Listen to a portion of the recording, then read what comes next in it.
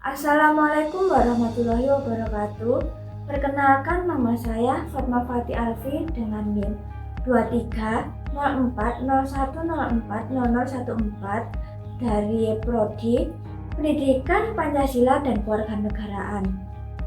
Video ini saya buat untuk memenuhi tugas ujian akhir semester Filsafat Pancasila, di mana saya akan menjelaskan beberapa poin penting yang sudah kami pelajari selama satu semester ini. Semoga apa yang saya sampaikan bisa memberikan gambaran yang jelas tentang bagaimana saya memahami filsafat Pancasila dan peran penting para tokoh dalam sejarahnya. Mari kita simak bersama. Poin yang pertama yaitu makna filsafat Pancasila. Filsafat Pancasila adalah dasar filosofis yang menjadi landasan utama bagi negara Indonesia, yang mengandung nilai-nilai abstrak seperti ketuhanan, kemanusiaan, persatuan, kerakyatan, dan kesejahteraan yang tidak hanya bersifat konseptual saja, tetapi juga berlaku secara umum dan universal. Jadi, filsafat Pancasila bukan cuma sekedar ide atau ideologi, tetapi sebuah pandangan mendalam tentang hati dan jiwa bangsa Indonesia yang harus menjadi acuan dalam membangun negara secara menyeluruh.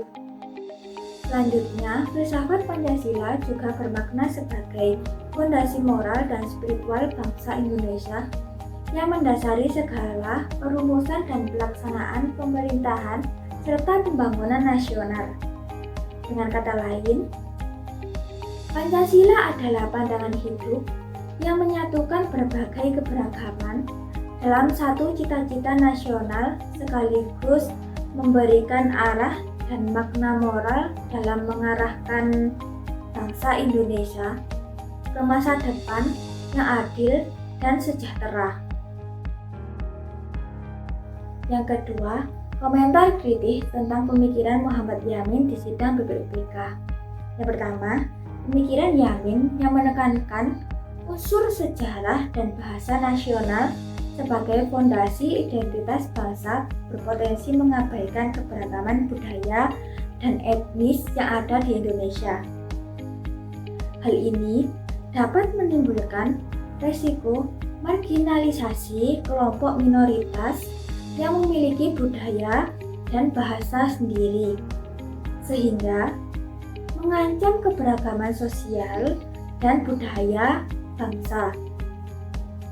Yang kedua, pendekatan Yamin yang fokus pada simbol-simbol dan narasi historis sebagai dasar nasionalisme yang bisa menyebabkan homogenisasi budaya nasional jika tidak diimbangi dengan pengakuan terhadap keberagaman lokal dan budaya tradisional.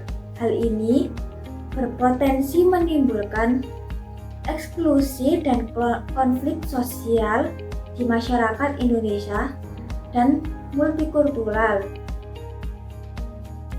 Poin ketiga, komentar kritis tentang pemikiran Prof. Supomo dalam sidang BPUPK. Pemikiran Prof. Supomo yang bikin saya mikir dua hal, yaitu yang pertama, konsep negara integralistik yang dia usulkan terdengar seperti ingin menyatukan rakyat dan negara dalam satu tubuh. Tapi, saya merasa konsep ini bisa menimbulkan masalah karena terlalu menekankan kesatuan sampai hak individu bisa terabaikan. Yang kedua, beliau menolak sistem demokrasi barat, tapi tidak memberikan alternatif sistem yang jelas. Jadi, saya merasa seperti ada kekosongan rakyat seolah tidak diberi tempat untuk ikut dalam pengambilan keputusan. Yang keempat, komentar kritis tentang pemikiran I.R. Soekarno di sidang BPUPK. Yang pertama, pemikiran Soekarno yang menekankan pentingnya nasionalisme dan semangat persatuan bisa jadi terlalu idealistis dan kurang memperhatikan dinamika sosial dan politik nyata di lapangan, sehingga beresiko mengabaikan kebutuhan kelompok minoritas atau konflik internal yang memerlukan penanganan lebih konkret dan taktis.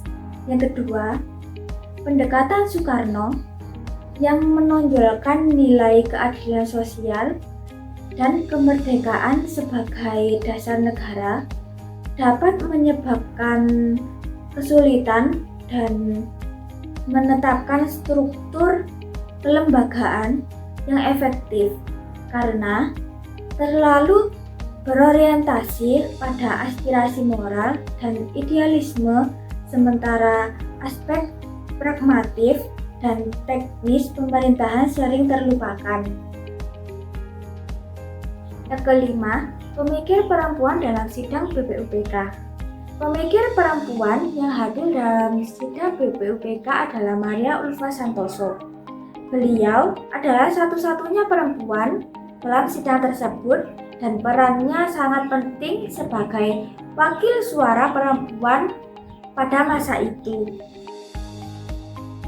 Keenam, sumbangan pemikir dalam sidang BPUPK. Kontribusi Maria Ulfa sangat besar. Yang pertama, beliau berani menyuarakan kesetaraan hak antara laki-laki dan perempuan. Yang kedua, kehadiran beliau menunjukkan bahwa perempuan juga punya hak dan suara dalam menentukan arah negara. Itu penting karena fondasi negara yang adil dan menghargai semua warga negaranya tanpa memandang gender. Poin yang ketujuh, mengapa filsafat negara didasarkan pada Pancasila? Menurut Notonegoro, Pancasila merupakan dasar filsafat yang mengandung nilai-nilai abstrak seperti ketuhanan, keadilan, dan persatuan yang bersifat umum dan universal. Nilai-nilai menjadi landasan filosofis yang kokoh untuk membangun negara karena mampu mencakup seluruh aspek kehidupan bangsa Indonesia, baik secara moral, sosial, maupun politik.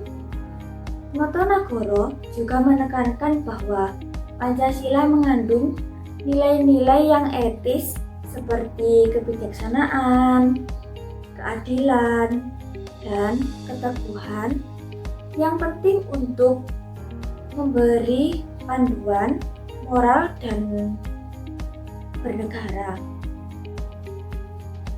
Dalam konteks filsafat negara, landasan moral menjadi pendorong utama dalam pembuatan kebijakan dan perundang-undangan serta sebagai pedoman dalam perilaku semua elemen bangsa.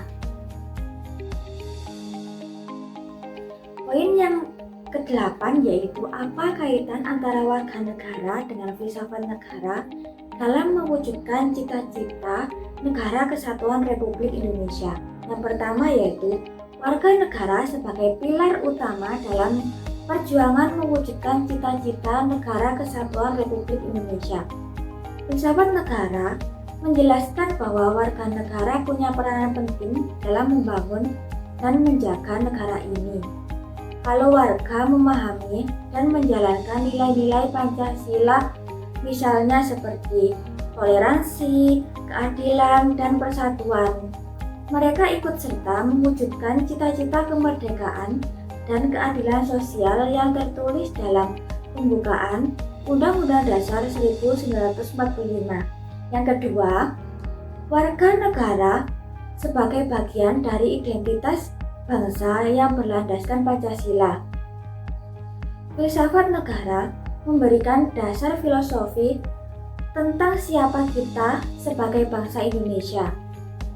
Kalau warga memahami nilai Pancasila, mereka akan merasa punya tanggung jawab untuk menjaga persatuan, kebangsaan, dan keberagaman.